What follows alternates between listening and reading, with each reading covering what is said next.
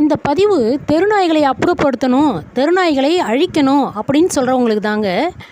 என்னென்னா, தெருநாய்கள் கடித்தால் மட்டும்தான் விஷம் ஏறுங்களா? ஏன் பாம்பு கடித்தா விஷம் ஏறாதா? அப்போ உலகத்தில் இருக்க எல்லா பாம்புகளையும் தேடி போய் கொன்னுடுங்க.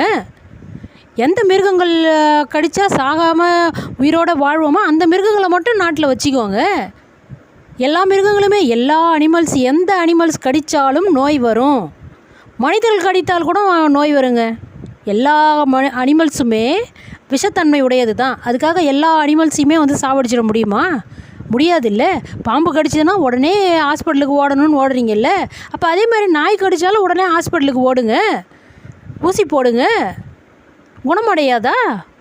அதை விட்டுட்டு அந்த நாயெல்லாம் சாவடிச்சிடணுன்றீங்க. அப்போ பாம்புகளையும் கொன்று விடுங்க.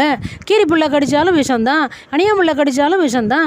எல்லா அனிமல்ஸுமே விஷம்தான். அப்போ எல்லா விலங்குகளையுமே கொண்டுடுங்க. வெறும் மனிதர்கள் மட்டுமே வாழுங்க. அவ்வளோதாங்க நான் சொல்ல முடியும். அதற்காக தெருநாய்களை அழித்து விடுங்க அப்படின்னு சொல்ல முடியாதுங்க. சிந்தியுங்கள், அதிகம் பகிருங்கள். இது போன்ற கருத்துக்கள் தவறு அப்படின்னு நிரூபிங்க. விழிப்புணர்வை ஏற்படுத்துங்க. பாம்பு கடித்தா ஹாஸ்பிட்டலுக்கு போகிற மாதிரி தெருநாய் கடித்தாலும் ஹாஸ்பிட்டலுக்கு போகணும் அப்படின்னு விழிப்புணர்வு தாங்க ஏற்படுத்த முடியும். பார்க்கலாங்க அடுத்த வீடியோவில்.